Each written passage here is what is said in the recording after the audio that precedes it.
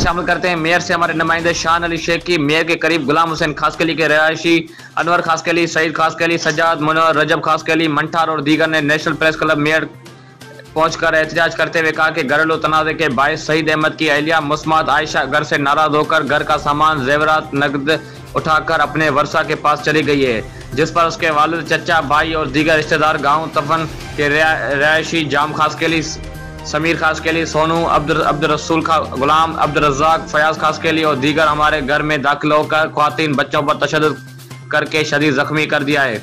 इन्होंने कहा हमने मेयर ए सेक्शन थाने पर केस भी दर्ज करवाया हुआ है, पुलिस ने कोई कार्रवाई नहीं की। मुल्ज़मान बहुत सारे हैं जो हमें मुख्तलिफ किस्मों की धमकियां दे रहे हैं। इन्होंने SSP दादू से मुतालबा किया है नोटिस लेकर हमारे ऊपर जुल्म करने वाले मुल्ज़मान को गिरफ्तार करके इंसाफ फराहम किया जाए। दूसरी जानब एहतजाज का दायरा वसी किया जाएगा।